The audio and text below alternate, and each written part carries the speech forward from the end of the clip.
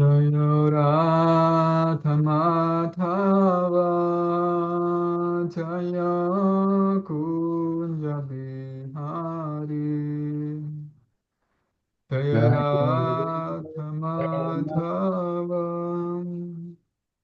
Jaya Kunja Bihari Jaya Gopijana Vallabha Jaya Girivaradhari Jaya Gopijana Vallabha Jaya Girivaradhari Jaya Yashodanandana Jaya Vrajajana Ranjana Jayo Yashodanandana Jayo Rajajana Ranjana Jayo Yamuna Tera Manachare Jayo Kunja Bihari Jaya Kunja Bihari Jayo Vanatira Vanatari Jayo Giri Varadhari Jayo Giri Varadhari Jayo Radha Madhava Jaya Kunja Bihari Jayo Radha Madhava Jayo Kunja Bihari Jaya Radha Madhava Jaya Kunja Bihari Jayo Radha Madhava Jayo Kunja Bihari Hare Krishna, Hare Krishna, Krishna, Krishna, Hare Hare, Hare Rama, Hare Rama, Rama Rama, Hare Hare. Hare Krishna, Hare Krishna, Krishna Krishna, Hare Hare, Hare Rama, Hare Rama, Rama Rama, Hare Hare. Hare Krishna, Krishna Krishna, Hare Hare, Hare Rama, Hare Rama, Rama Rama, Hare Hare. Hare Krishna, Hare Krishna, Krishna Krishna, Hare Hare, Hare Rama, Hare Rama, Rama Rama, Hare Hare. Hare Krishna, Krishna Krishna, Hare Hare, Hare Rama, Rama Rama, Hare Hare. Hare Krishna, Krishna Krishna, Hare Hare, Hare Rama, Hare Rama, Rama Rama, Hare Hare. Hare Krishna. Hare Krishna. Hare Krishna. ისა ლუკა შენ ხარ? ლუკა. აშრამ ონლაინ რომელია იქ კიდე? არ ვიცი. ერთი წუთით ტაძრიდან ვერ ერთი წუთით რა. კარგი. ვა, კიდე გამოჩნდა აშრამი. სოკოები ვით ამრავლდებით ეს აშრამ ონლაინები. ვინ არის იქ აშრამო? ლუკა? ჰარე კრიშნა. ჰარე კრიშნა. მეორე ვინ არის? კიდე ვინ არის აშრამოლა? ესაც შენ ხარ? კი.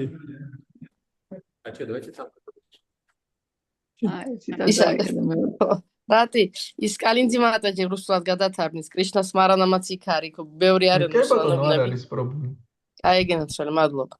კარგი, ჰარე კრიშნა. კარგით.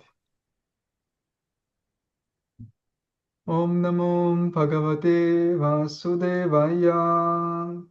옴 नमो भगवते वासुदेवाय 옴 ნამო භagavate vasudevaya.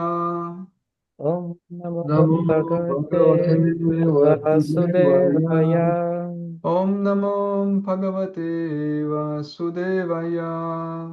ॐ नमो भगवते वासुदेवाय ჰარე კრიშნა მეგობრებო, მიხარია თქვენი ნახვა. მოგესალმებით. ჩვენ Харе დღეს Кришна, дорогие друзья, я очень рад вас видеть. Приветствую вас сегодня. ჩვენ დღეს ვაგრძელებთ შრიმად ბჰაგავატამის მეექვსე სიმღერის კითხვას და დღეს წავიკითხავთ მეხუთე თავის მე-12 ლექსს. Продолжаем чтение Шримад Бхагаватам, 6-й песни Шримад Бхагаватам. Сегодня прочитаем 12 стих из 5 главы.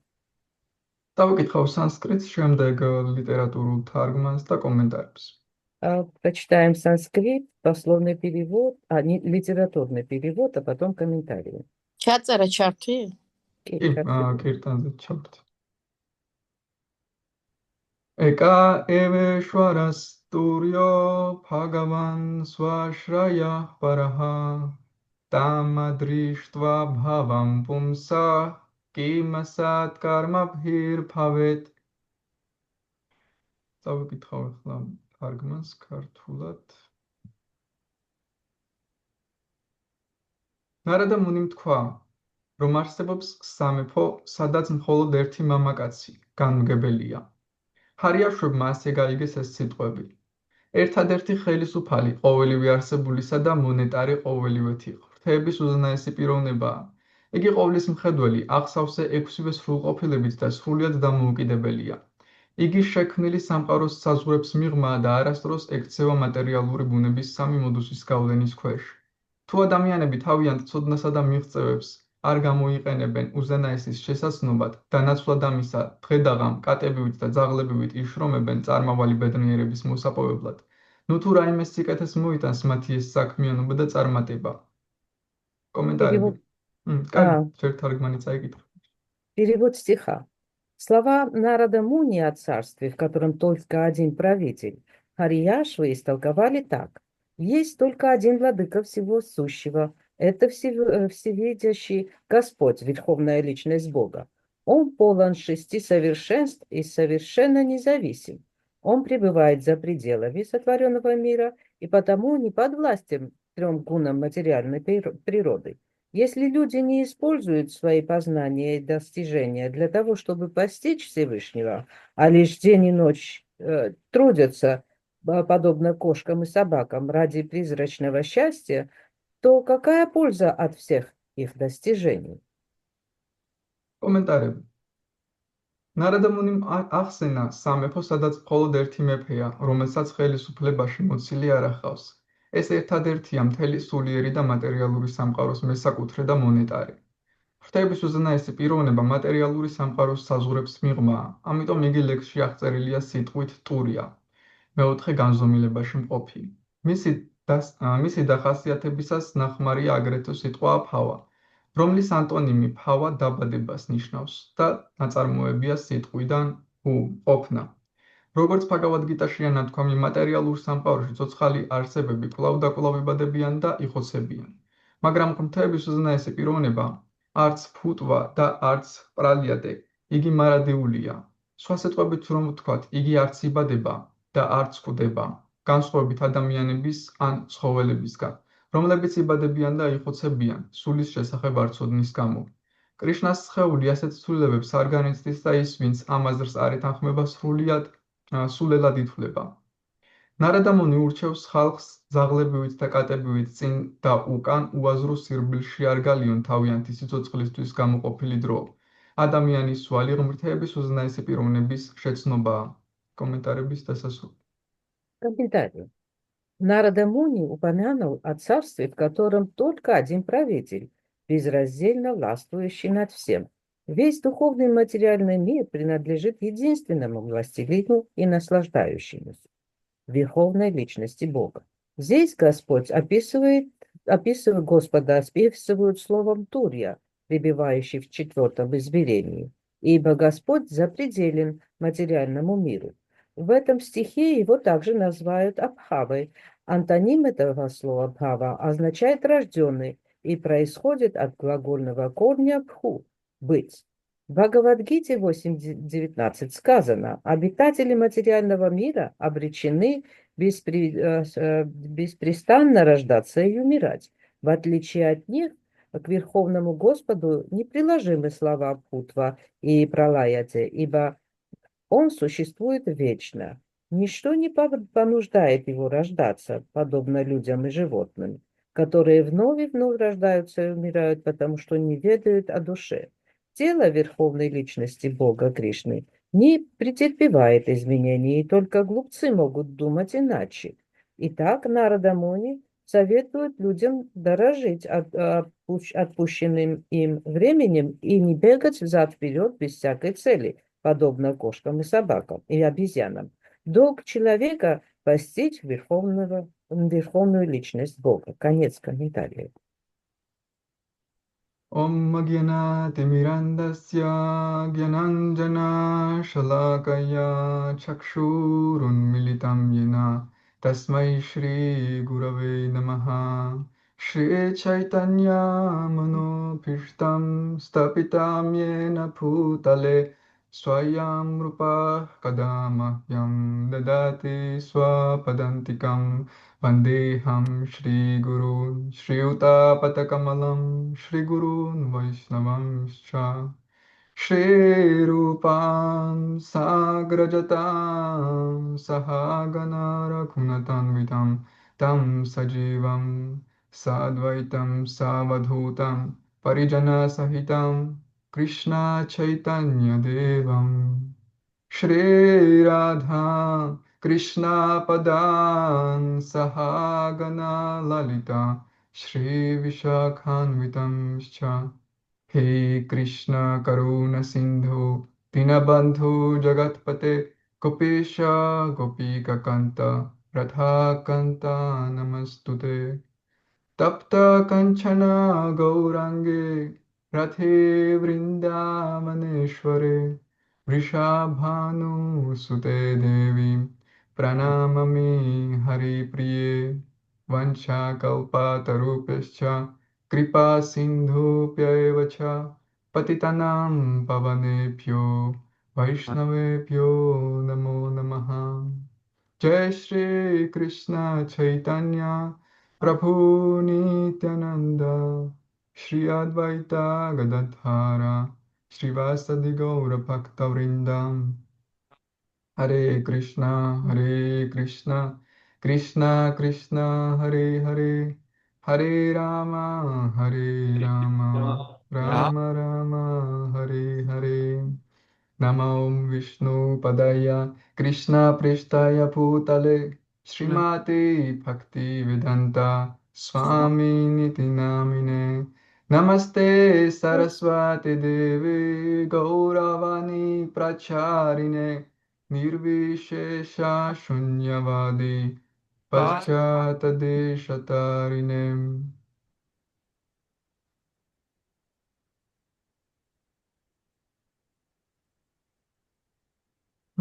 Დღევანდელ ლექსში გრძელდება ჰარიაშვების ისტორია და ზოგადად კონტექსტი რომ გავიხსენოთ, წინა თავი დასრულდა ლოცვებით, დაქშას ლოცვებით. В сегодняшнем стихе продолжается история Хариакшев. И если мы как бы вкратце вспомним предыдущее положение, предыдущая глава закончилась молитвами Дакши. დაქშა აღავლენდა ლოცვებს უფალი ვიშნუს მიმართ, რათა მას შესცენოდა საკმარისი ძლევამოსილება იმისთვის, რომ სამყაროში ცოცხალი არსებები დაესახლებინა. Дакша молился Всевышнему Господу Вишну, чтобы тот даровал ему способность заселить Вселенную. უფალმა ვიშნუმ გაამხნევა ის მისცა თავისი წყალობა, დაქშამ კი ჩასახა 10,000 ვაჟი ჰარიაშვები. Господь ответил на его молитву и дал ему благословение, и Дакша зачал 10 000 харияш. ჰარიაშვების მიზანი იყო ის, რომ შეესრულებინათ მამამისის თხოვნა და სამყარო დაესახლებინათ. Целью Харияшва являлось исполнение желаний, вернее, просьбы их отца заселения Вселенной. და სამყაროს დასახლება არ არის მარტივი რამ სინამდვილეში და დიდი მისია აკისრიათ ჰარიაშვებს, რომ მატერიალური სამყარო დაასახლონ. Заселение Вселенной – это непростая задача, и фактически Харияшвы имели очень большую ответственность. სინამდვილეში მათ მხოლოდ ადამიანების გაჩენა არ ევალებოდათ. მათ უნდა გაეჩინათ წყლის ბინადრები, მტაცებელი ცხოველები, ფრინველები, სხვა ცოცხალი არსებები და ყველაფერი, რაც არსებობს. По-настоящему их обязанность не сводилась только к заселению человеческими особами этой Вселенной.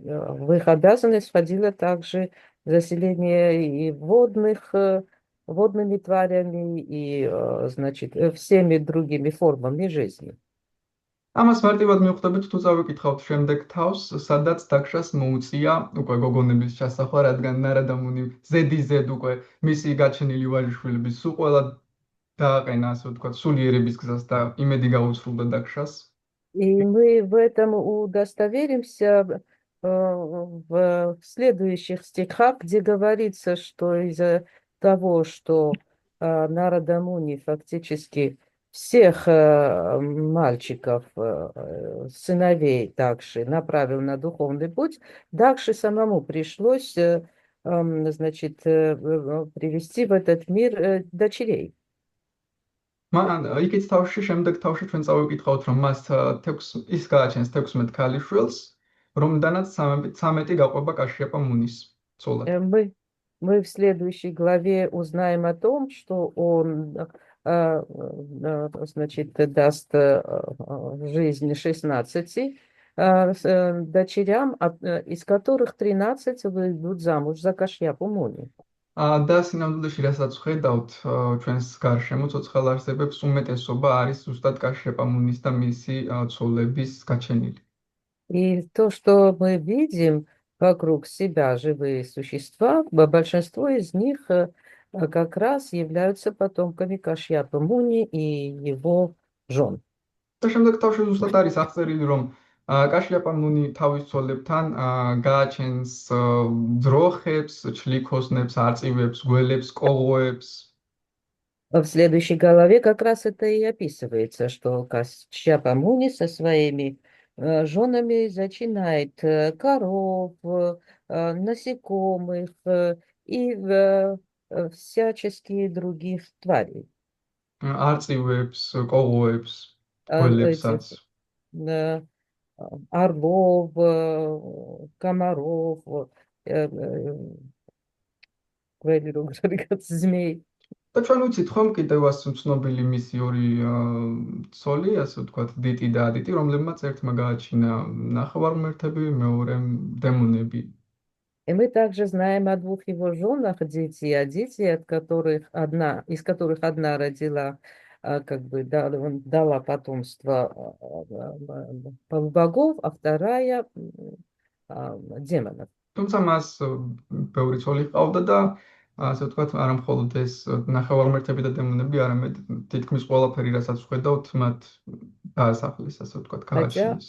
У него было множество жен, и все, что мы видим вокруг себя, живых существ, фактически являются потомками этого брака.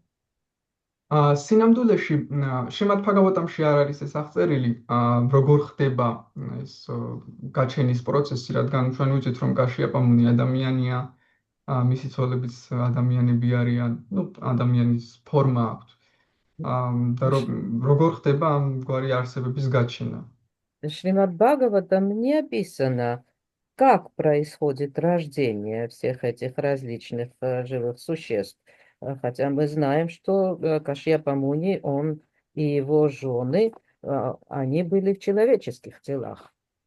მაგრამ მაჰაბჰარატა ხსნის, რომ იმისათვის მაჰაბჰარატაში ახსნილია ეს მომენტი, რომ იმისათვის, რომ ზუსტად სხვადასხვა ცოცხალი არსებები დაასახლონ, მათ უწევთ ამ ფორმების მიღება. მაგალითად, თუ უნდა დაასახლონ ვეფხვი, ისინი იღებენ ვეფხვის ფორმებს, გადაიქცევიან ვეფხვად და ამგვარად აჩენენ შემდეგ ვეფხვებს. Хотя в Шримад Бхагаватам описывается, чтобы получить... Махабхараташ. Извините, да. В Махабхарате описывается, что чтобы дать рождение различным существам, они принимали форму этих существ. Например, если для рождения тигра им нужно было принять форму тигра. ისინი გადაიქცეოდნენ ვეფხვად, შემდეგ გააჩენენ შვილებს და ამგვარად გააჩენენ ამ სამყაროში სხვადასხვა ცოცხალ არსებებს, რაც ჩამოთვლილია зустат შემდეგ თავში. И вот они принимали форму тигра, давали рождение тиграм, и таким образом давали рождение всем остальным существам, живым существам, которые перечислены в следующей главе. საინტერესოა, რომ მეცნიერები ეხლაც თავს თქვენ სიჭყლეტან იმით ჯერ კვერცხი იყო თუ ქათამი. И очень интересно, что ученые по сей день не могут ответить на вопрос, кто был первым, курица или яйцо. თუმცა ვედები ყველა კითხვას პასუხს სცემს.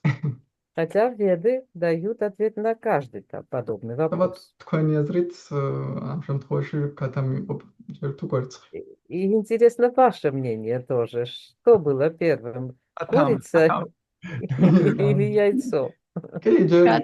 ქათამი და შემდეგ კვერცხი. Да, говорят, здесь подсказывают, что курица, и сначала появилась курица, а потом уже яйцо. ანუ რეალურად ეს ფორმები სულ არსებობს, ყველა 8,400,000 ფორმა მარადიულად არსებობს ღმერთში, ანუ სულ არსებობს. В реальности ხდება უბრალოდ არის ისინი უბრალოდ ან გამოვლენილ მდგომარეობაში, ან გამოვლენილ მდგომარეობაში. В реальности эти формы существуют вечно во Всевышнем, и они просто бывают либо проявлены, либо не проявлены. და პრაჯაპატებს აქვთ მისია, რომ უბრალოდ გამოავლინონ ეს ფორმები ამ სამყაროში, სამყაროს შექმნისას, როდესაც მორიგ-ჯერზე შეიქმნება სამყარო. И у Праджапати миссия выявить эти, значит, формы жизни при сотворении Вселенной. ამიტომაც ჰარიაშვებს სინამდვილეში დიდი მისია ეკისრათ. Поэтому Харияшвы по-настоящему имели очень большую ответственность. ამიტომაც სჭირდებოდათ მათ დიდი ასკეზების გავლა, რომ საკმარისი უნარები და საკმარისი ძალა მოეპოვებინათ ამ მისიის შესასრულებლად. И как раз для этого им и нужно было пройти неимоверные аскезы, чтобы набрать не соответствующую силу и соответствующие навыки, чтобы их проявить для создания Вселенной, для заселения Вселенной. ბოლოს და ბოლოს მათ უნდა შეექმნათ ის ყველაფერი, რასაც ჩვენს გარშემო ვხედავთ, ის ცოცხალი არსებები. Это им предстояло создать все те живые существа, которые мы видим вокруг нас. მაგრამ ნარადა მუნი სხვაგვარად ფიქრობს. Хотя Нарада Муни думает совершенно по-другому. ის ფიქრობს, რა აზრი აქვს ამ სამყაროში ცოცხალი არსებების გაჩენას, რომ ისევ სამმა გიტანჯვა განიცადონ და დაიტანჯონ ამ სამყაროში. Он думает, какой смысл в порождении живых существ в этом мире, чтобы они подверглись тройственным страданиям. არ ჯობია ყველა ღმერთის გზას დაადგეს. Разве не лучше всех направить на истинный путь, на божественный путь? და გადავიდეს სულიერ სამყაროში, რომელიც არის რეალობა და არა ანარეკლი. И дать им возможность перейти в духовный мир, который является реальностью, а не отражением. და ჩვენთვისაც, როდესაც ჩვენთვის რაღაც ძალიან მნიშვნელოვანია ამ სამყაროში, ერთგულისთვის, ნამდვილი ერთგულისთვის სრულიად უმნიშვნელოა ხოლმე.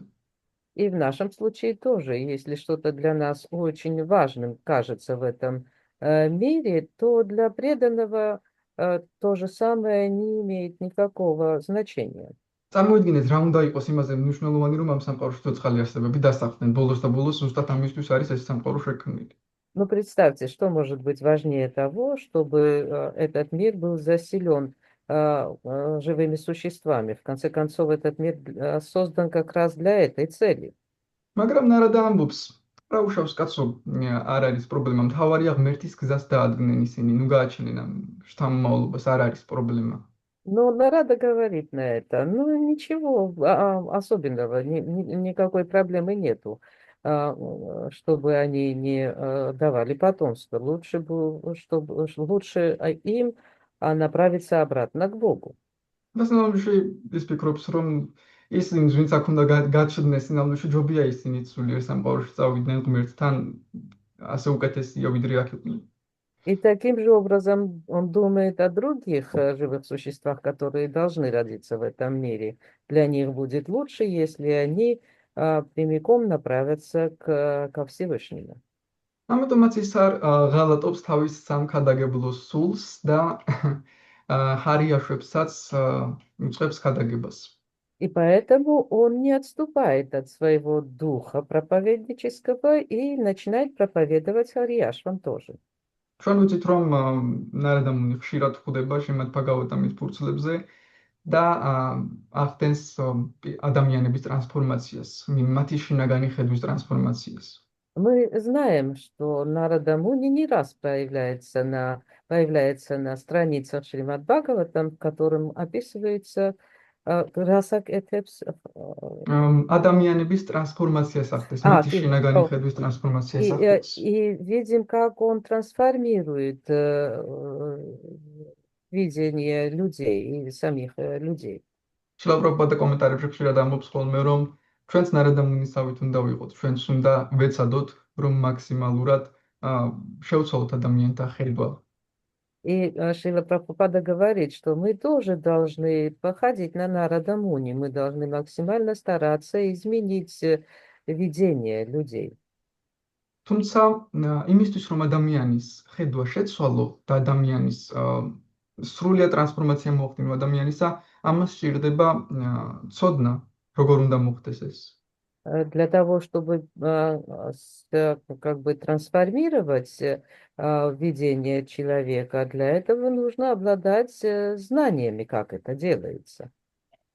ნარადა მუნის, როგორც ვიცით, ხშირად უყვარს საუბარი პირებად და არა პირდაპირ. Мы также заметили, что Нарада Муни предпочитает разговаривать косвенно, а не прямо. მაგალითად, ჰარიაშვების დიდ პაპას, მას ზუსტად ასე ესაუბრა, როდესაც მოუყვა პურანჯანას შესახებ ისტორია. Например, он как раз таким образом общался с прадедом Харияш, когда он рассказывал им историю про Пуранджану. ჰარიაშვების პაპა იყო მეფეს სახელად მას ერქვა, გავიხსენო ახლა, პრაჩინა ბარჰიშატ. И прадедом Харияш был царь Пратинабхаришат. და ზუსტად მისი შვილები, პრაჩეტები მისი შვილები იყვნენ, შემდეგ დაქშა ეყოლათ და დაქშას ეყოლა ჰარიაშვები. Его детьми были прачеты, прачеты как бы дали жизнь Дакши, а Дакша уже Гарьяшвам. და სინამდვილეში პირიბად მიცემულ დარიგებებს ანუ აქვს თავისი ასე ვთქვათ უპირატესობები. И вот косвенно выданные эти как бы наставления имеют свои, бывают, преимущества. имеют свои преимущества, Мадлоба. პირველ რიგში ამით ადამიანის ეგოს არ ეხები, რომ აი მე ახლა შენ გასწავლი როგორ უნდა მოიქცე. В первую очередь, таким образом ты не соприкасаешься с эго человека и не говоришь, что я сейчас тебе подскажу, как нужно себя вести. და ზუსტად ამიტომაც მიიღო მეფე პრაჩნა ბარშატმა ნარადას დარიგებები ძალიან კარგად და ზუსტად ამიტომაც შეცვალა ის ამ დარიგებებმა, რომ ნარადა მუნიმ მას ეგოს კი არ შეეხო, რომ შენ არასწორად აკეთებ, შენ შეწირვებს ასრულებ და ცხოველებს ხოცავ, ასე კი არ უთხრა პირდაპირ. ამ ისტორიის მაგალითზე, ალეგორიული ისტორიის მაგალითზე მიუტანა მას მაქამდე, ანუ ეს. И как раз поэтому такие наставления имеют как бы результат. Нарада Муни не прямиком говорил царю Пратинапаришаду, что он неправильно занимается, как бы и неправильно что-то делает. Он просто через аллегорические истории указал его на то, что нехорошо приносить в жертву животных, например. И нужно это жертвоприношение по-другому совершать. და მან თვითონ გააცნობიერა, ანუ მისი დარიგებების, ანუ მან ნარადამ პირდაპირ კი არ უთხრა, ისე ესაუბრა, რომ ის თვითონ მიხვდა რა უნდა ეკეთებინა და რას ეკეთებდა არასწორად. И Нарада Муни не прямиком сказал ему, что нужно делать, а что нет. Он таким образом все преподнес, что царь сам догадался, в чем он ошибался и как нужно было поступать. როდესაც ადამიანი აკეთებს გაცნობიერებულ, ანუ თვითონ ხვდება რამეს, ანუ ის გაცნობიერებულად აკეთებს არჩევანს.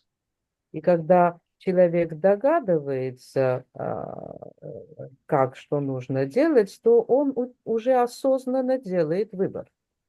როდესაც ჩვენ პირდაპირ ვეთქვით, ჩვენ ესე უნდა აკეთო, ამ შემთხვევაში ეს ჩვენ ვეუბნებით მას, ის არაცნობიერებს ამას. Когда мы напрямик говорим им, что вот тебе нужно поступать таким образом, это фактически наше указание. Он не осознает. ხოლო როდესაც მივახვედრებთ, როდესაც ისე ვესაუბრებით, როგორც ნარადა, რომ მივახვედროთ თვითონ რომ მიხვდეს, თვითონ გაიაზროს რას აკეთებს არასწორად, მაშინ არ ხდება ადამიანზე ძალადობა. პირიქით თვითონ იღებს გადაწყვეტილებას და თვითონ აცნობიერებს ამას და ამას ბევრად უფრო მაგარი შედეგები მოჰყვება. Но если в стиле народы мы сможем таким образом воздействовать на сознание человека, что он самостоятельно догадается, в чем совершает ошибку, то в таком случае уже не будет никакого давления на выбор человека, он уже способен осознанно делать свой выбор. მაგალითად, რუა მაჰარერას როცა ესაუბრებოდა ნარადა, მან პირდაპირ უთხრა, მას არ მოუყვანია ესე ირიბად არ უთქვამს, მან პირდაპირ უთხრა, რომ როცა წყენა რომ გაქვს ჩარჩენილი, ეს არ არის карგი. Пример с беседы с Друа Махараджи Нарада Муни, там уже он напрямик говорит Друве, что то, что у него в сердце присутствует обида, это не очень хорошо. რადგან ის ასე ეუბნება, მაგრამ თრუვას არ ისმის ეს და თრუვა ამბობს. კი, კარგ რამეებს მეუბნები, მაგრამ მე არა ვარ ახლა იმ ეტაპზე, რომ ეს მივიღო.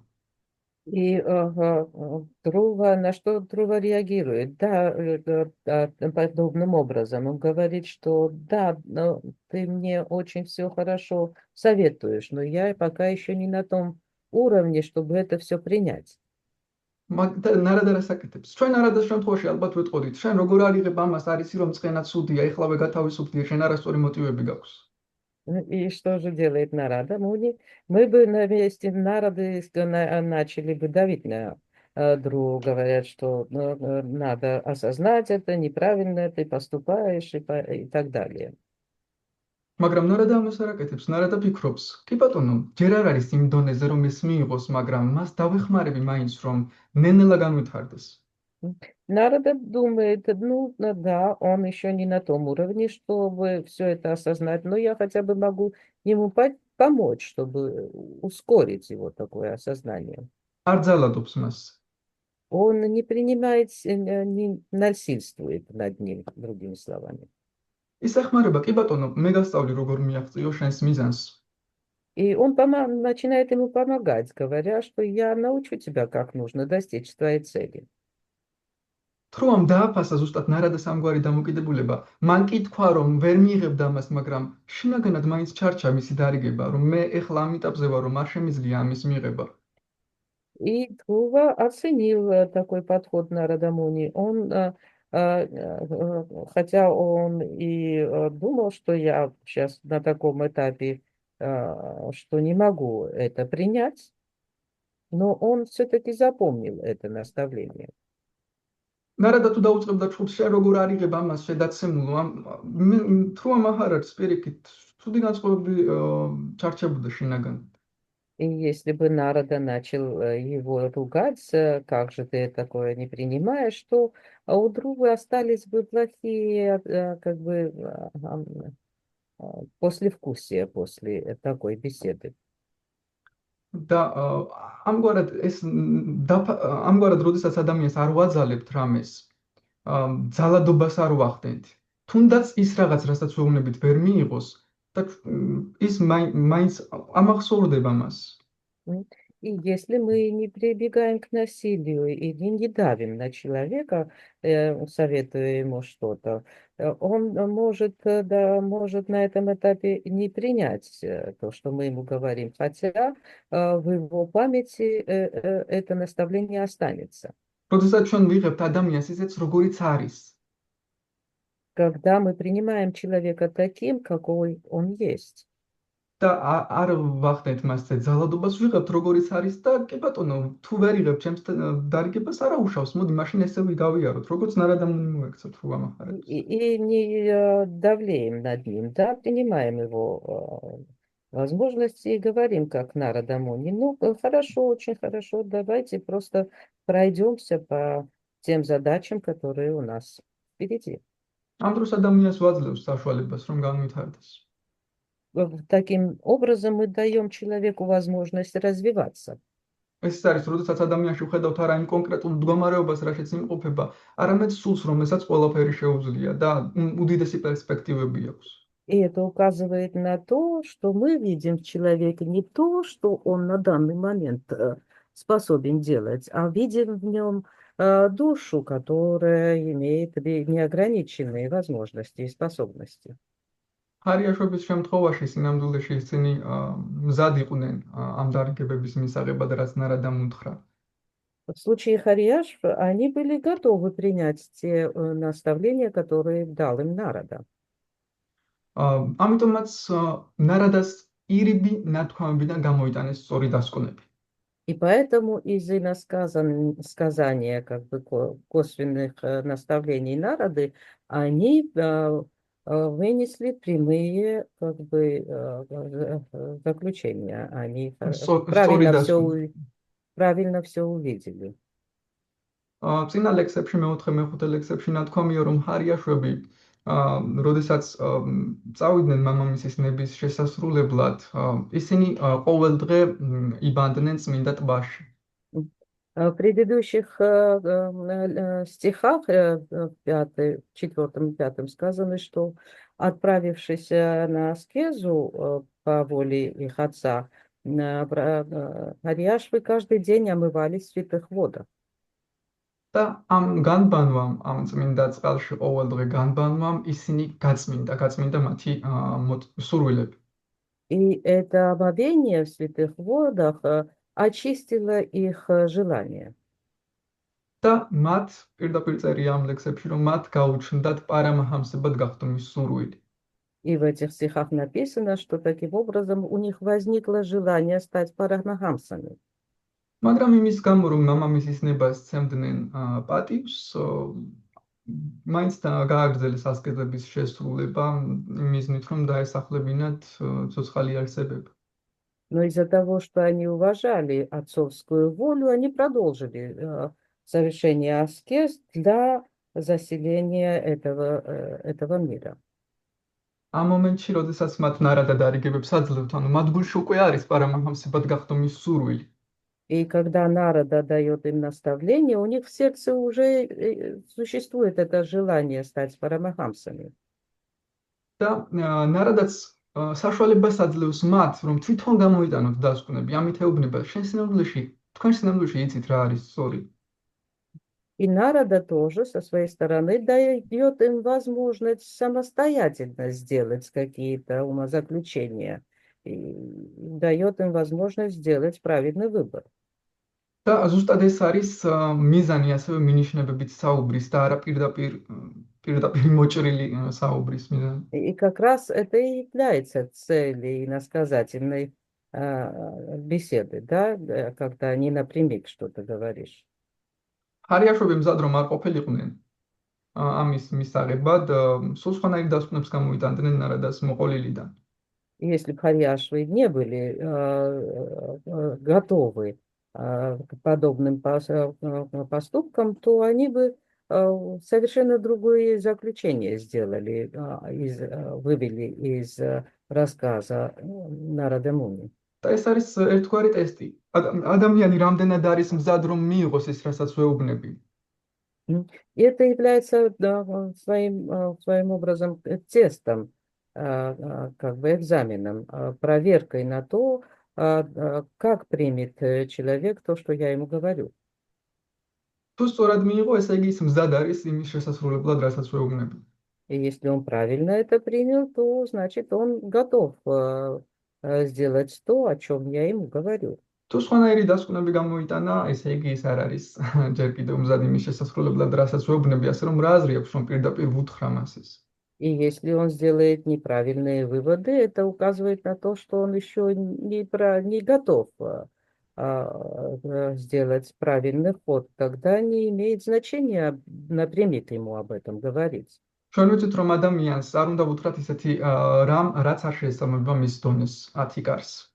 Мы знаем, что не стоит человеку говорить то, что не соответствует ему уровню, адхикару. ეს პირიქით დააზიანებს მას. Это, напротив, может даже что-то испортить.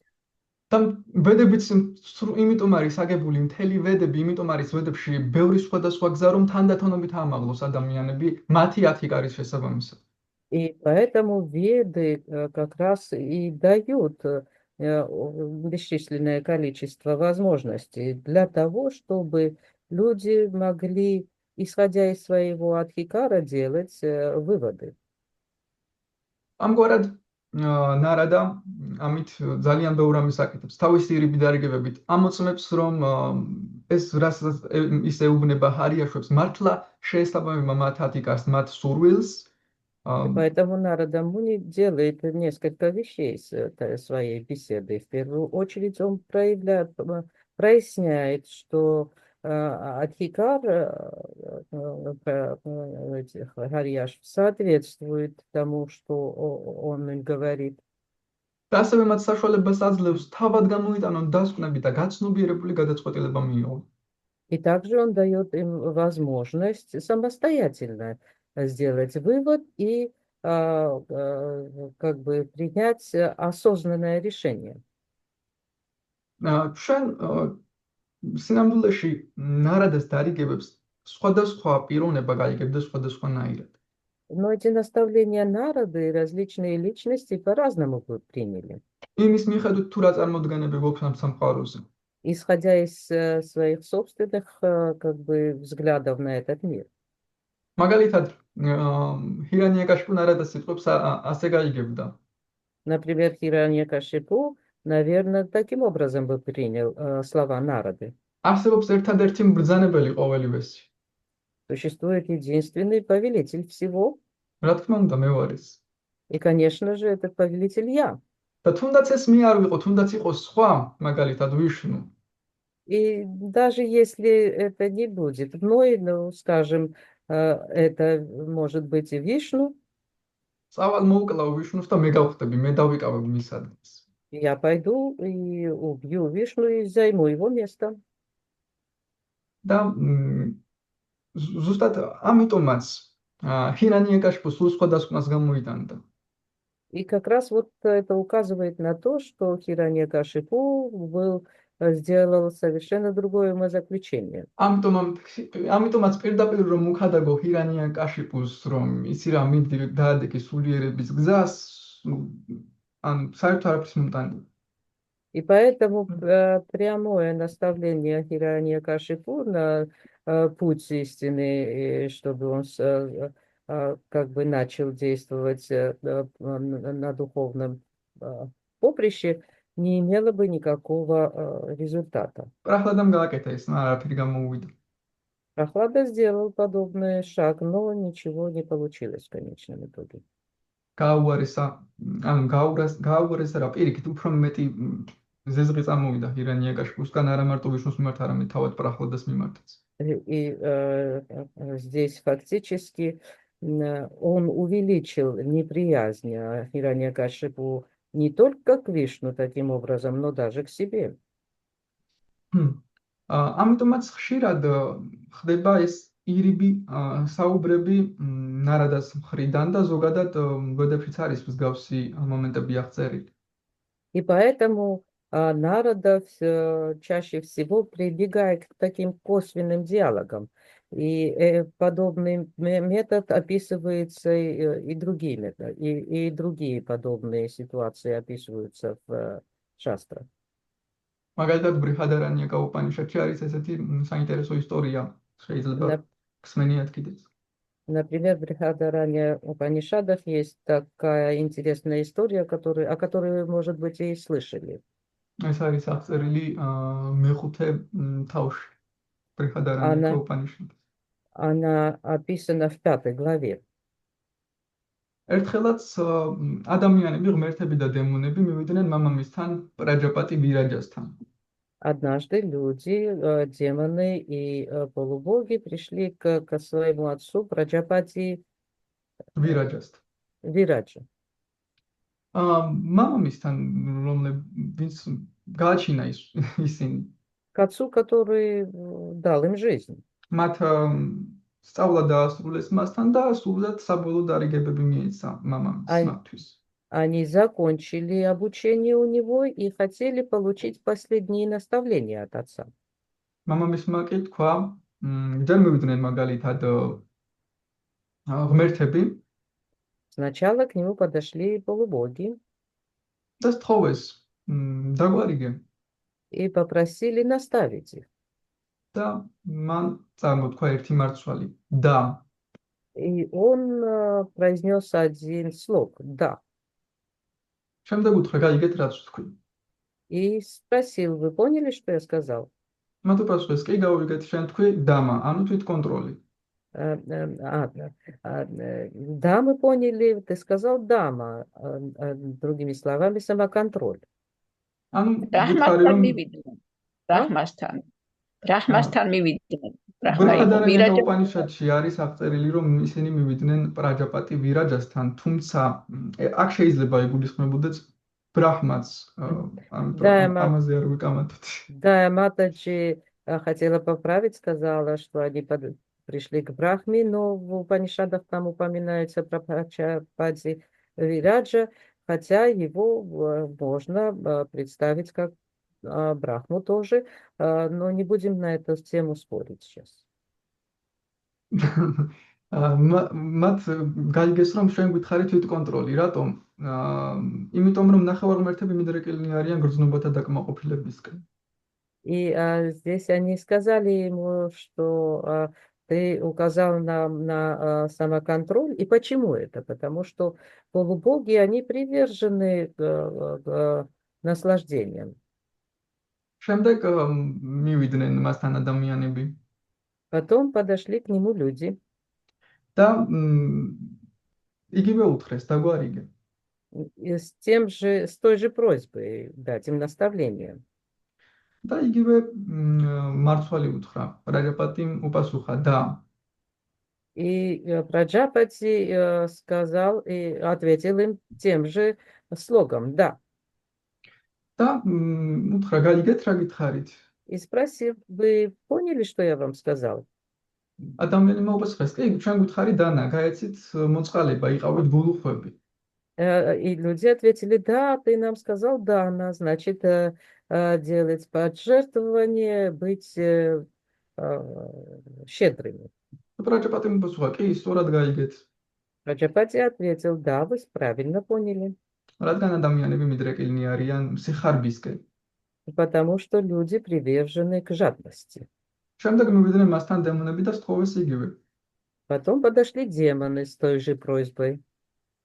და მანას იგივე უთხრა, იგივე უპასუხა და Ответ от Праджапати был таким же «да».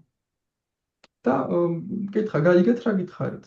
И потом он их тоже спросил, вы поняли, что я вам сказал? კი, შენ გითხარი დაია, ანუ თანაგრძნობა, გამოვლინე თანაგრძნობა. Да, ты нам сказал «да», значит, проявлять сострадание. რადგან დემონები სასტიკები არიან. Потому что демоны очень жестокие. და რაჯაპატიმ უპასუხა, კი, სწორად გაიგეთ. И Праджапати ответил, да, вы правильно все поняли. და ბრიხადარანიაკა უპანიშადში ამ ისტორიის შემდეგ ნათქვამია, რომ ცის ხმით, ანუ ცა თავისი ხმით ყოველთვის გვეუბნება ჭექაქუხილის ხმით, მეხის ხმით, ცა ყოველთვის გვიმეორებს ამ ситуას. Да. И в этих Упанишадах, извините, не смогла произнести название правильно, всегда говорится, что небо постоянно повторяет нам этот звук «да», во время проливных дождей, когда... Гром, ხო? Да, когда звучит гром. ამით სამყარო გვეუბნება კიდევ ერთხელ, რომ გავიხსენოთ ეს სამი რამ, ვიყოთ გამოავლინოთ თანაგრძნობა, вიყოთ გულუხვები. И таким образом Вселенная постоянно указывает на то, что мы должны быть сострадательны, быть... გულუხვები ვიყოთ. გულუხვები ვერ გავიხსენე რუსულად. быть щедрыми.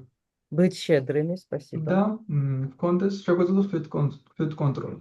И чтобы мы умели себя контролировать. ამგვარად ხშირად ხდება ხოლმე ეს ირიბი დარიგებების მიცემა. Таким образом, довольно-таки часто мы встречаемся с такими косвенными наставлениями. რადგან ყველა ადამიანს აქვს საკუთარი ხედვა ამ სამყაროსადმი. Потому что каждый человек имеет собственное видение этого мира. იმის მიხედვით თუ როგორი ფილოსოფია აქვს თავში, ანუ რა წარმოდგენები აქვს თავში შექმნილი, ისე უყურებს სამყაროს, ისე იგებს სიტყვებს და ასე შემდეგ. И фактически он смотрит на этот мир и воспринимает слова через призму своих, как бы, того мира, который у него существует в голове. იმ ფილოსოფიის და წარმოდგენების, რაც მის თავში. Исходя из той философии и представлений, которые он имеет. მაგალითად, ჰირანიაკაშბომ კარგად იცოდა ძალიან ვედები, ისიც იცოდა რომ ვიშნუ იყო უზენაეს პიროვნება, მაგრამ მე ვიდა იმ დასკვნამდე რომ მოდი მოვკლავ ვიშნუს და მე თვითონ გავხდები ერთადერთი მბრძანებელი მთელი სამყაროს. Например, Хираньякашипу, он знал Веды, знал, что Вишну является Всевышним Господом, но он все-таки пришел к такому умозаключению, что решил сразиться с Вишну, убить его и стать Всевышним сам, самостоятельно. ამიტომაც, მაგრამ მას არ ესმოდა, რომ სინამდვილეში მას არ ესმოდა სინამდვილეში უფლის რეალური მდგომარეობა. Хотя это указывает на то, что он по-настоящему не понимал положение Господа. რადგან მას ეგონა, რომ მოკლავდა ვიშნუს და ამით დაიკავებდა მის ადგილს. Потому что он думал, что был способен убить Вишну и таким образом занять его место. მას არ ესმოდა ის ფრაზა, რაც ამ ჩვენს ლექციაშია ნათქვამი. Он не понимал как раз ту фразу, которая упоминается в нашем сегодняшнем ჩვენს стихе. ლექსში არის ნათქვამი სვა აშრაია. Здесь есть слово «своя» ашрая. სვა აშრაია ნიშნავს, რომ მე თვითონ ვაძლევ საკუთარ თავს თავშესაფარს და არ მჭირდება სხვამ რომ მომწესრა იმით თავშესაფარი. Сва ашрия значит, что я сам себе даю прибежище, и мне никто другой не нужен для этого. სხვა ყველა სჭირდება თავშესაფრის მოპოვება, ყველა დამოუკიდებულია, მაგრამ სვა აშრაია არის დამოუკიდებელი. Да, сва ашрия значит независимая, а то ღმერთი დამოუკიდებელია, სხვა ყველა დანარჩენი ჩვენ დამოუკიდებულები ვართ. только Господь является независимым, все остальные зависят от Него. მთელი ბედური ცოდნის მიუხედავად ჰირანიაკაშიპუ ვერ მივიდნენ იმ დასკვნამდე, რა დასკვნამდეც აქ ჰარიაშვები მივიდნენ აი ამ ლექსში. Несмотря на знание вед, Хираньякашипу не смог дойти до того умозаключения, которое здесь показали Харьяшвы. რადგან მთელი ბედური ცოდნის მიზანი არის ერთი რამ, შევიცნოთ კრიშნა. Целью всех знаний в ведах является познание Кришны. ვედაის სარვა მაჰავევა ვედიო. ანუ მთელი ვედების мизანი ჩემი შეცნობაა კრიშნას. Кришна сам говорит, что познание вед является целью вед является познанием меня. ამიტომაც თუ ისე კრიშნა აღარ გჭირდება ვედები. Поэтому, если ты знаешь Кришну, то тебе уже не нужны веды. მაგრამ თუ კრიშნა არ იცი, შენ გჭირდება ვედები. Но если ты не знаешь Кришну, то тебе необходимы веды. მაგრამ თავად ვედები შენ ვერ გაგაგებინებენ კრიშნას თუ არ მიიღე წყალობა. Хотя только веды не смогут, не дадут тебе осознание Кришны, если ты не получишь соответствующую милость. ამიტომაც პრახლად ეუბნება ჰირანიაკაშიპუს, არ ეუბნება მიდი წიგნები იკითხე, ისე ეუბნება შენ მაშინ გაიგებ რეალობას, როცა წმინდა ერთგულის ტერფების მტვერს დაიყრი თავზე. Поэтому Прохлада и говорит Хираньякашипу, не говорит, что он сможет осознать реальность только после того, как ему на голову падет пыль со стоп чистых преданных. შენ კი იცი ვედები, მაგრამ არ გესმის ვედების რეალური არსი. Ты знаешь веды, но не понимаешь истинного смысла вед. ჰარიაშვებმა ესმოდათ ვედების ჭეშმარიტი მიზანი, ისინი მიხვდნენ ვედების ჭეშმარიტ მიზანს. Харьяшвы постигли, значит, главную цель вед. და შესაბამისად სწორად განმარტეს, სწორად მიხვდნენ ნარადეს ნათქვამ სიტყვებს. И, соответственно, они правильно поняли слова народа. ღმერთი ამ ლექსში როგორც თქვით, ღმერთი არის ნახსენები როგორც სვა აშრაია. თავად აძლევს საკუთარ თავს თავშესაფარს. როცა ჰირანიაკაშიპუ ფიქრობდა, რომ ბრაჰმასგან მიღებული თავშესაფრით და ბრაჰმასგან მიღებული ძალით დაამარცხებდა ვიშნუს. И здесь в стихе упоминается сваашрая, это означает, что Господь сам дает себе прибежище, хотя Хираньякашипу считал, что по милости, которую он получил от Брахмы, он сможет вот силой этой милости одержать верховность над Господом. თუმცა მას იმიტომ რომ მას არ ესმოდა რეალურად უფლის სიდიაде სინამდვილეში. Как раз потому, что он по-настоящему не понимал величие Господа. მას არ ესმოდა უფლის რეალური მდგომარეობა. Он не понимал реальное положение Господа, ამიტომაც ჰქონდა ასეთი წარმოდგენები მასზე. и поэтому у него были подобные как бы домыслы по შლო этому პრაბჰუპადა ამბობს, поводу. რომ ვისაც არ ესმის ღმერთის რეალური მდგომარეობა, ის არის ვისაც ღმერთის უზენაესი რეალური მდგომარეობა არ ესმის, მას ძალიან არ გაუმართლაო. И Шрила Прабхупада говорил, что если кто-то не осознает реальную позицию Всевышнего, то ему сильно не повезло. და ვისაც არ გაუმართლავართ ჩვენ, რომლებიც ჯერ კიდევ ვებღაუჭებით ამ მატერიალურ სამყაროში რაღაცებს. И фактически мы и являемся теми, кому не повезло, потому что мы еще до сих пор как-то стараемся не упустить какие-то материальные.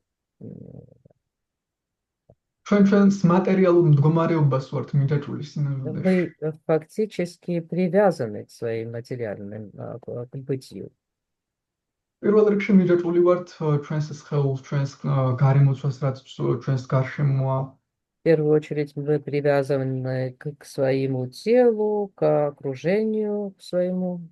და პირველ რიგში მიჯაჭვულები ვართ ჩვენს დამოუკიდებლობას. ამ შეგრძნებას იმდენად ვართ მიჯაჭვულები, რომ სინამდვილეში კი ვამბობთ, კი გვინდა სულიერ სამყაროში, მაგრამ აქაც მოგწონს სინამდვილეში რაღაცა კარგი ცოტა რაღაცები რო შეიცვალოს, აქაც კარგად ვართ. И мы привязаны к своей, так сказать, независимости. Да, мы можем говорить, да, конечно, нам нравится и хочется в духовный мир, но по-настоящему здесь тоже есть, здесь тоже неплохо. И в этой мире мы тоже как-то რაღაცებს გამოვასწორებთ და აქაც კარგად ვიქნებით, ვიყოთ აქ. наслаждаемся. Да, мы что-то можем здесь немножко переменить, и здесь тоже очень хорошо себя чувствовать. ამიტომაც ძალიან და ეს იმიტომ ხდება, რომ ჩვენ არ გვესმის ღმერთის რეალური მდგომარეობა. Все это происходит из-за того, что мы не понимаем истинного положения Господа. სინამდვილეში ეს სამყაროც ღმერთის ენერგიაა. По-настоящему и этот мир является энергией Господа. უბრალოდ ღმერთის შინაგანმა სამმა ენერგიამ შევიდა კონტაქტში მაია შაქტისგან და შექმნა ეს მატერიალური სამყარო. ეს ანარეკლი сулиერი სამყაროსი. Три внутренние энергии Господа, они пришли в соприкосновение с Майей, и таким образом был создан этот иллюзорный мир, который является отражением духовного мира. ეს არის სულიერი სამყაროს ანარეკლი და ამიტომაც ძალიან გვაგონებს რაღაც რეალურს გავს, მაგრამ რეალურად ეს არის ანარეკლი. И как раз и по причине, что он является, как бы, этот мир является отражением духовного мира, то у нас возникает такое чувство, что мы что-то здесь узнаем. Но по-настоящему это отражение, а не реальность. მაგრამ როგორც კი შრითარასვამი амбობს შრიმად ბჰაგავატამის პირველ ლექსის კომენტარებში, რომ ამ სამყაროს რეალურად აქცევს ღმერთი. И в комментариях первых стихов первой песни, кто говорит?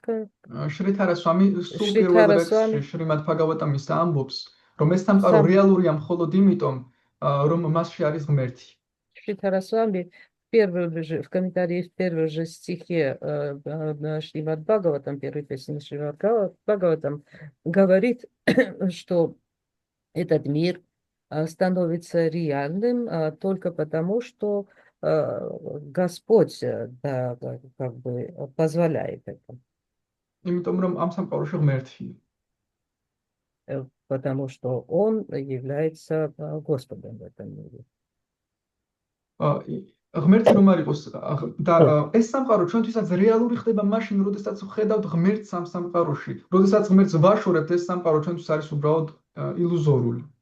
И как раз этот мир становится реальностью для нас, когда мы видим Господа в нем. Но если мы в нем Господа не видим, то он для нас тоже становится иллюзорным. ილუზორული ხდება, მაგრამ ამას ვერ ვამჩნევთ, რადგან გგონია, რომ რეალურია, მაგრამ სინამდვილეში, რასაც არ უნდა ვაკეთებდეთ ამ სამყაროში, ჩვენ ვერ გვაკმაყოფილებს, იმიტომ რომ ყველაფერი ილუზორულია ღმერთის გარეშე აქ.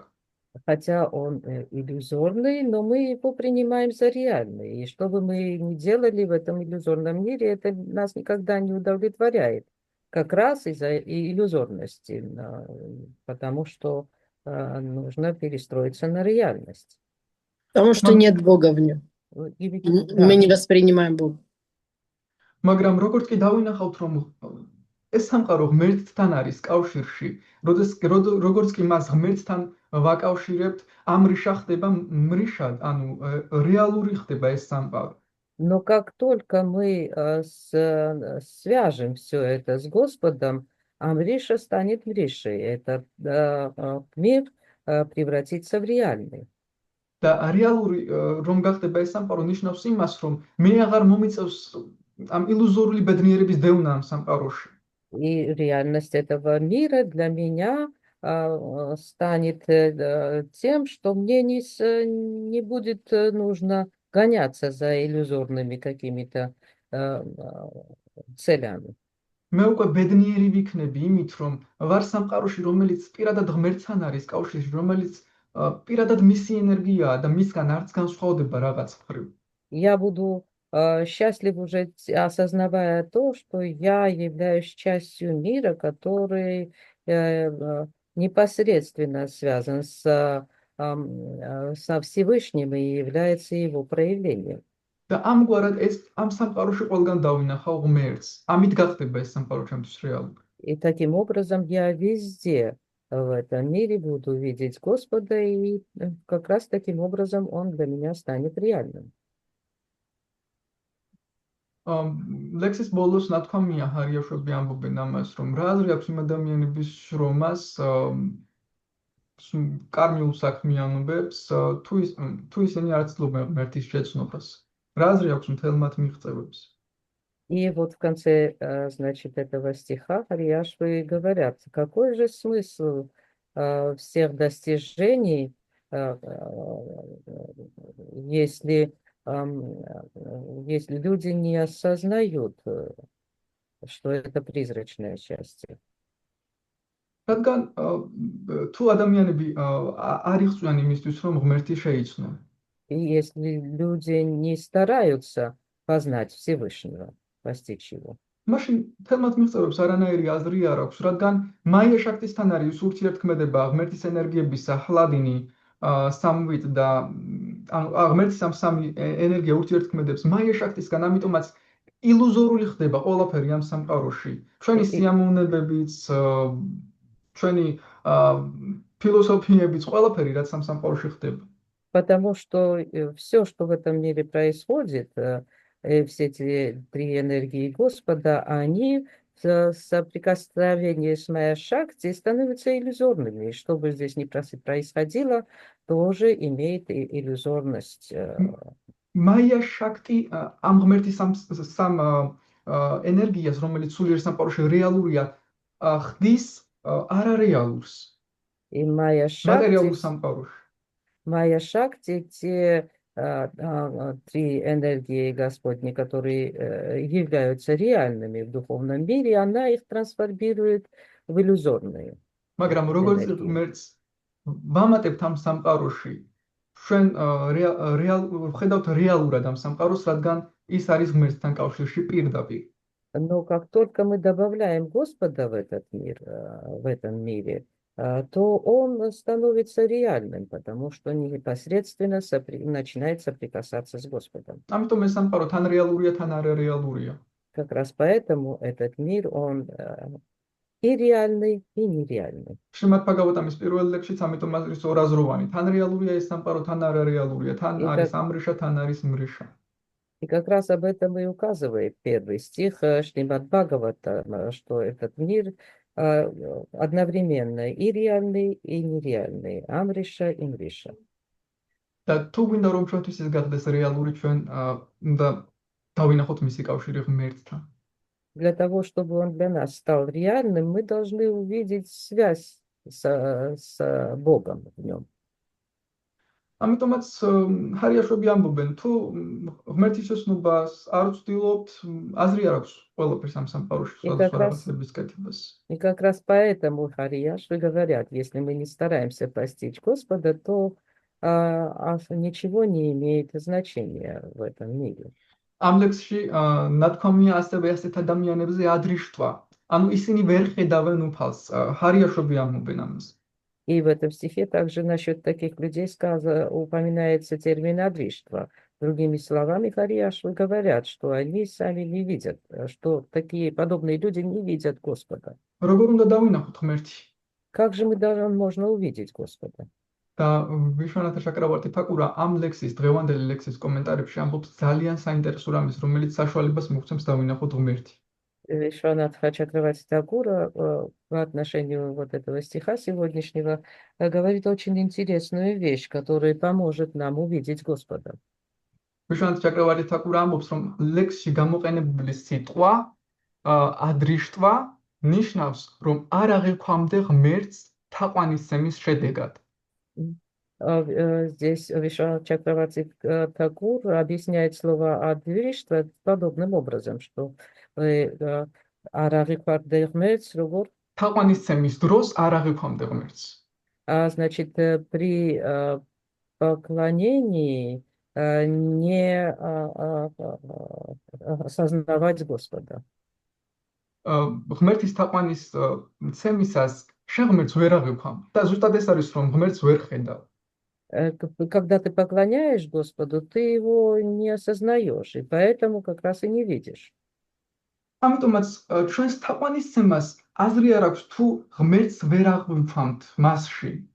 И поэтому наше поклонение не имеет, значит, не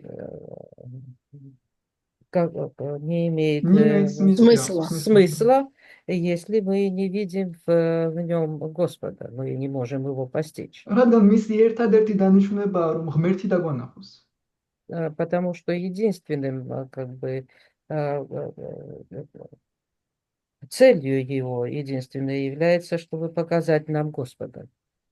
თაყვანისცემის აზრი იმაშია, რომ ღმერთი გვაგრძნობინოს. Смысл поклонения в том, чтобы мы смогли ощутить Господа. და თუ თაყვანისცემისას ჩვენ ვიგრძნობთ ღმერთს, მაშინ მხოლოდ მაშინ ამოვალთ იმ ადამიანთა კატეგორიებიდან, რაზეც საუბრობენ აქ ჰარიაშვები. И если мы при поклонении сможем ощутить Господа, только в том случае мы сможем как бы выйти из того круга, о чем здесь как раз и беседует Харияшвы. რადგან საბოლოო ჯამში ნამდვილი ნეტარება და ბედნიერება ადამიანთან მოდის მაშინ, როდესაც ის ღმერთს გრძნობს თაყვანისცემისას. Потому что настоящее счастье и благо человек постигает как раз тогда, только когда он ощущает Господа при поклонении. ამ დროს ის გრძნობს ნამდვილ ნეტარებას.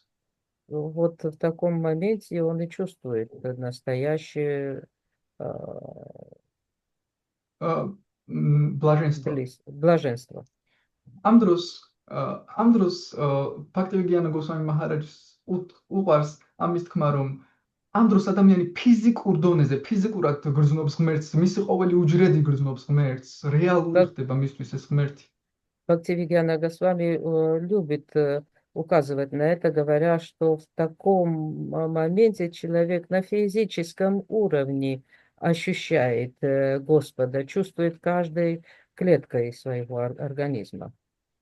და ამით არის და მხოლოდ ამის შედეგად ხდება ის ნამდვილად нетаრი და ნამდვილად бедниер. И только в итоге этого он становится воистину счастливым, истинно счастливым и истинно блаженным. სხვაგვარად ჩვენი თაყვანისცემა იქნება მშრალი, ჩვენი საუბრები იქნება მშრალი, თუ არ გავაცოცხლეთ ეს ღმერთით. И если мы не оживим все Господом, то все наши беседы, все наши поклонения будут очень სუხიმი. сухими. და ბოლოს მინდა ერთი რაღაც თქვა მარტივი რამ, იმიტომ რომ ხშირად გვეშლება შეიძლება არასწორად გავიგოთ ხოლმე. ჩვენ ვცდილობთ რომ ჩვენ გვგონია რომ სიამოვნების მიღების სურვილი უნდა გავაქროთ, მოვსპოთ ჩვენში. И еще одну вещь в заключение скажу, потому что мы очень часто неправильно это понимаем. Мы думаем, что мы должны истребить в себе стремление к наслаждению. თუმცა ეს შეუძლებელია, რადგან ეს სულის ბუნება, სულში დევს ეს ბუნება, რომ სიამოვნების მიღების სურვილი ჰქონდეს. Но это невозможно, потому что это является природой души. В душе присутствует эта тяга к наслаждению. უნდა გვესმოდეს რა არის მატერიის ბუნება, რა არის სულის ბუნება. და ზუსტად ეს სიამოვნების მიღების სურვილი არის სულის ბუნება, სულში დევს, ამას ვერ გააკრო. Мы должны различать между материальной и духовной природой. И как раз вот это стремление к наслаждению является частью духовной природы. И невозможно от этого избавиться. სურვილი რეალურია, რაც რეალურია, იმას ვერ გააკრო. Желание является реальным, и что является реальным, то не упразднить. ანუ რაც რეალური სამყაროდან მოდის და არა ანარეკლიდან, ის ვერ გაქრება. Другими словами, что исходит из реального мира, а не из его отражения, то никуда не сможет пропасть. საქმე მხოლოდ იმაშია, რომ ამ რეალურ სურვილს ჩვენ ვიყენებთ ილუზორულ გარემოში, ანუ იმ სამყაროში ვცდილობთ ამ სურვილის დაკმაყოფილებას, სადაც ილუზორულია ყველაფერი. И вся проблема только в том, что мы вот это реальное свое желание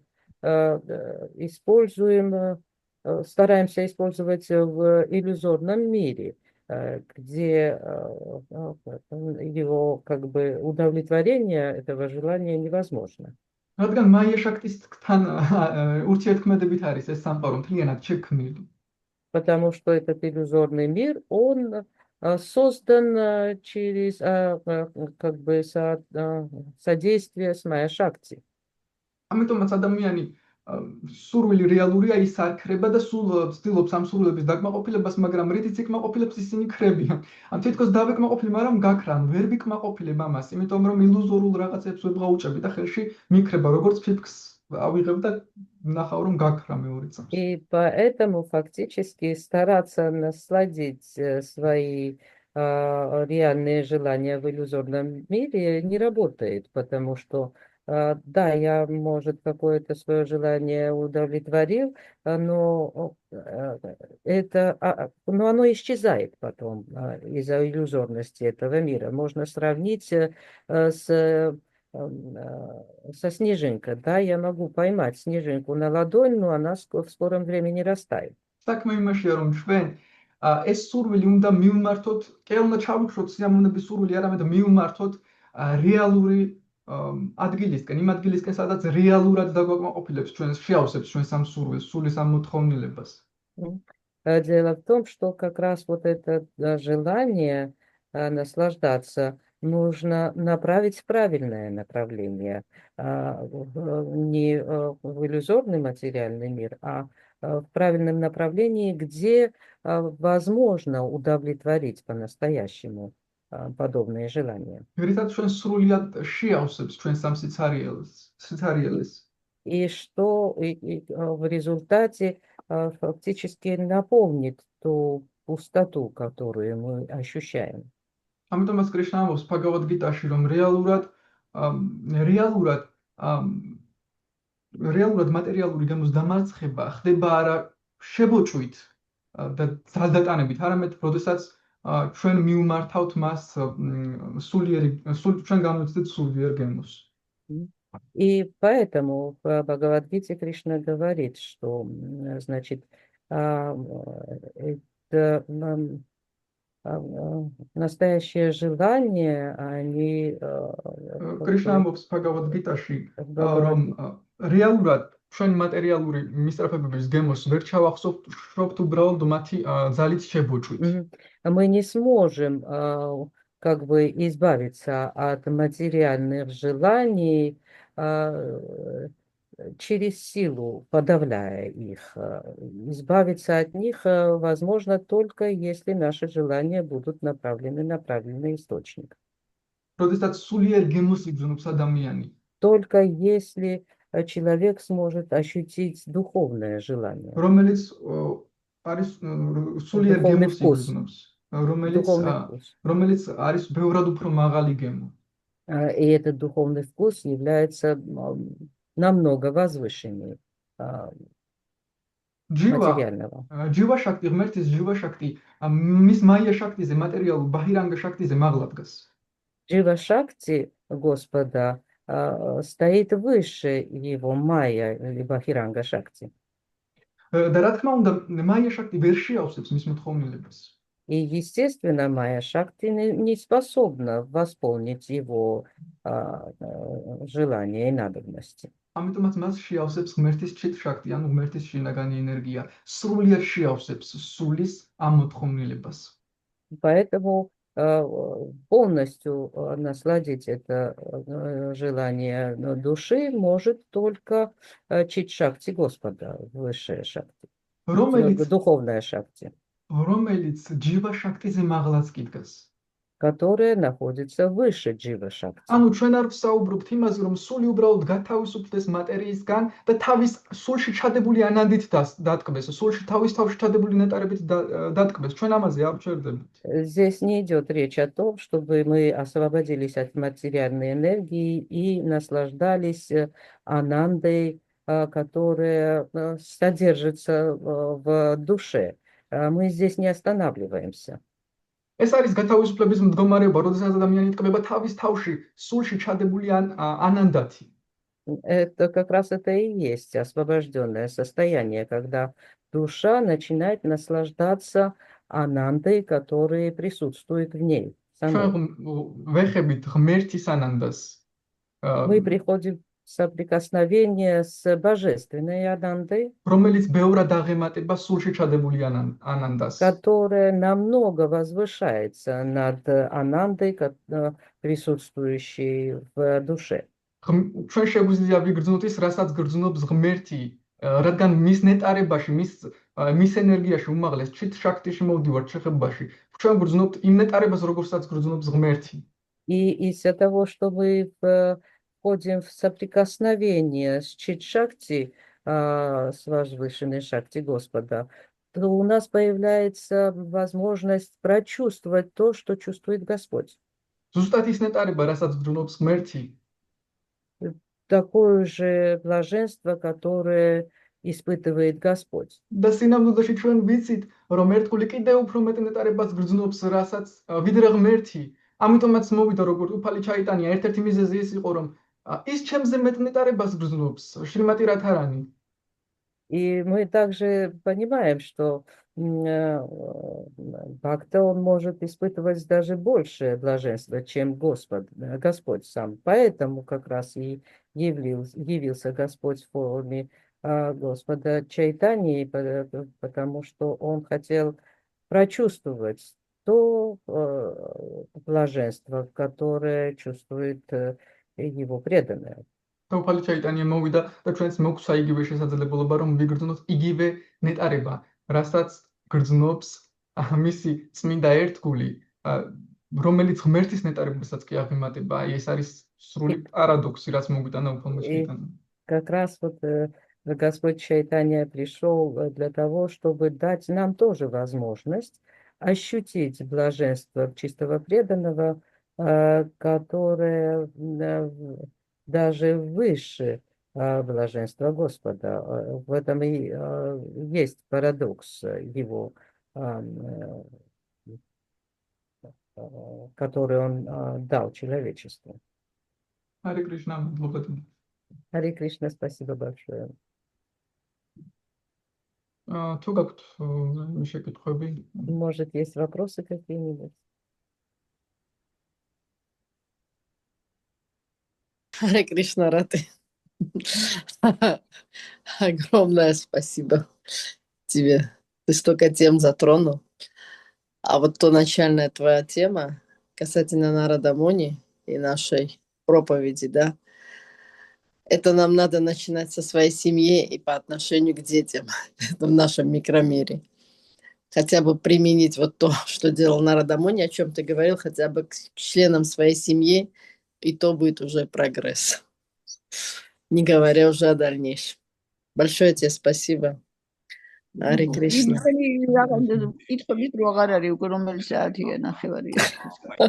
9:30, да, времени на вопросы нет. Можно добавить что-то? Уже 9:30. Ну и что, 9:30, сагечгаребат. Куда вы торопитесь? Впереди вечность, как говорит Господь. Да. Я хотел добавить один вопрос, прояснить немножко. Можно, да? Ну да, конечно. Вот Ради Прабху там рассказывал отношения Прохлада Махараджи и отца. Вот на эту тему я хотел добавить. И вообще в Ведах описаны два вида живых существ, которые злобные. Переводить не надо? Калинди. Ой, მე უკვე გამეჭედა, მე მგონი ვეღარ იმაშვები. Ну, ради ხო გაიგებ რუსულად, რასაც ვლაპარაკობ. Ну, ქართულად თქვა. Короче, есть два вида злобных существ. Ради сам может переводить, да. И одно из этих живых существ – это змея, а второе – демоны. Вот из этих двух из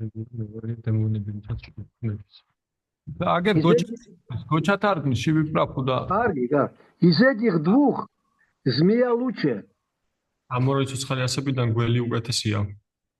Потому что вообще змея, она такая злобная, она просто без причины кусает человека. Просто без какой-то, допустим, тигр может убить, ну, для того, чтобы съесть. И все остальные животные именно с этой целью убивают других животных. Единственная змея, она убивает просто без никаких целей.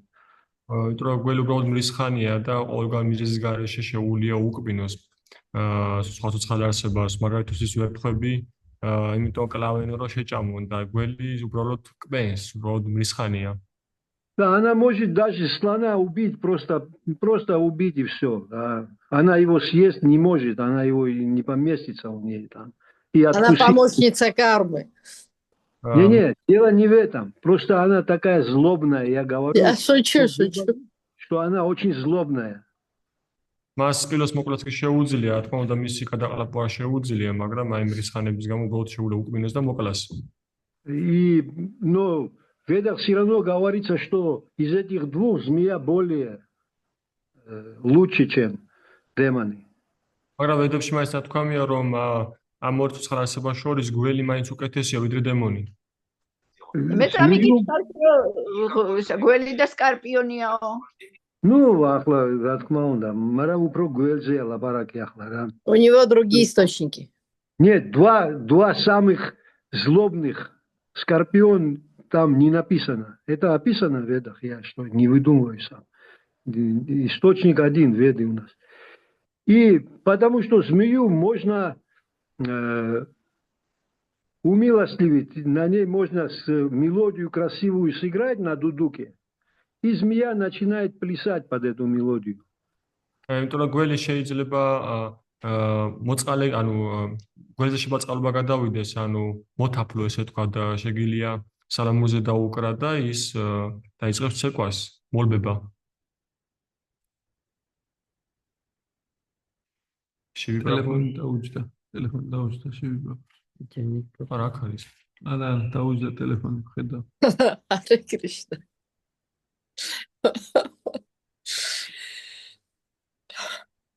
Но это будет на следующей лекции. კითხვა იყო აქ. აქ კითხვა არის. ერთადერთი დაბალი. В чате? Кришнас Марана Прабхус ჰქონდა შეკითხვა. Ну давайте Кришна Смардан. Спасибо за лекцию, спасибо, Калинде Мац, за перевод. Просто я хотел спросить, вот самое выдающееся качество у проповедника Нарада Муни. Можно вкратце как-то осветить это? Какое самое выдающееся качество? Вкратце не получится, Кришна Смарам. Это вторая лекция будет.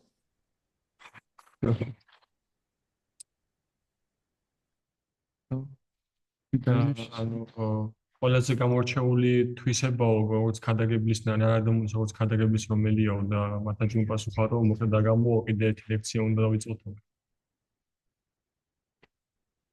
რატი შენი ხმა გამორთული არის? მოკლედ მივიტყვი, მე ვფიქრობ, რომ ნარადამუნის ყველაზე გამორჩეული თვისება არის ის, რომ მას შეუძლია პიროვნებები მიიღოს ისეთი როგორებიც ариян. Я коротко скажу, что сами видеоши качества Нарадамуни это то, что он может принимать личности такими, какими они являются.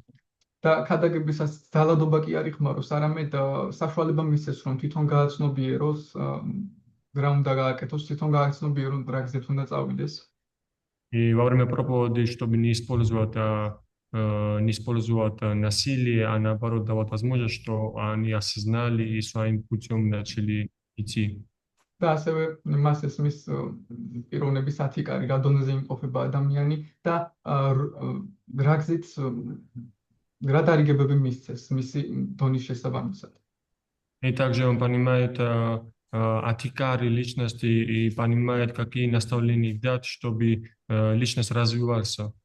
ძალიან მაღალ დარიგებებს თუ მისცემ ადამიანი დაინგრევა. Если дашь очень возвышенные наставления, человек может просто разрушиться. ამიტომ ადამიანს ესმის ადამიანის დონე და საშუალებას აძლევს თავის დარიგებებით დაეხმაროს, რომ ის თანდათანობით ამაღლდეს. Ადამიანს ესმის თუ ნარადამუნის? ნარადამუნის.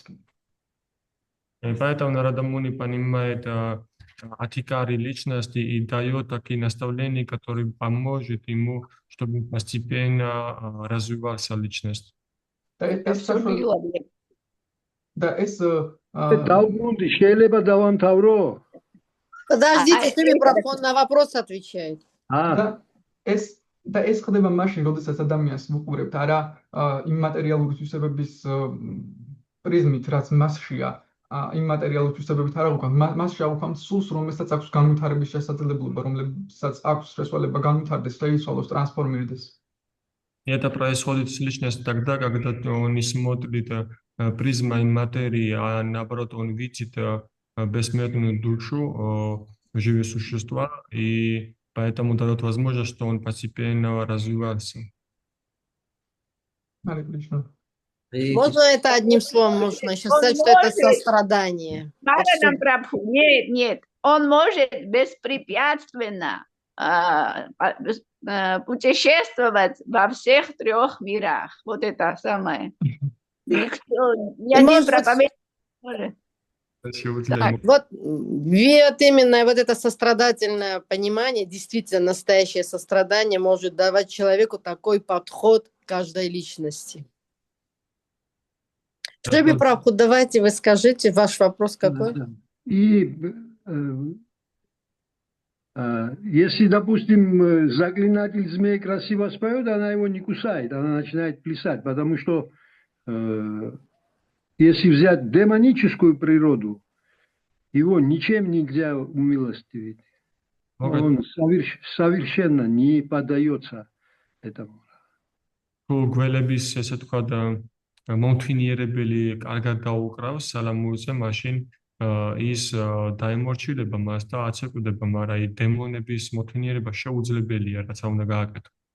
И вот как в случае Прохлада Махарадж ему и так говорил, но он все время, короче, его начал преследовать, и начал его, хотел его убить. И единственное спасение в таком случае это было, чтобы не исправить отца, а чтобы появился Господь Нарасимха, и просто чтобы он убил его. Потому что по-другому демон демона, мы не можем ему проповедовать. Что бы мы ни говорили, демоническая природа еще хуже, чем змеиная природа.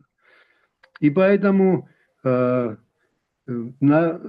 Прохлада Махарадж, он уже пошел на конфронтацию с отцом из-за сострадания. Не из-за того, что он просто хотел, чтобы его Господь убил, а просто потому, что он понял, что никакой возможности нету больше проповедовать отцу.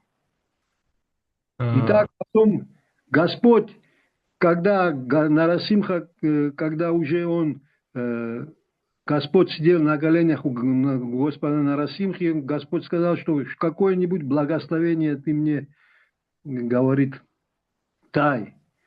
И Прохлада все равно в надежде на спасение своего отца, он говорит, что просто говорит, спаси моего отца. А тогда тогда Нарасимхадев сказал, ты уже спас его, потому что ты стал чистым преданным. И он сказал, что вот это такая очень важную вещь, сказал Нарасимха, что все твои 16 поколений вперед и 16 поколений назад, они получат освобождение, потому что ты стал чистым преданным. Таким образом, он объяснил ему, что это ничего не помогло, просто таким образом мы же знаем, что душа бессмертна и так далее. Она не погибает, когда погибает тело.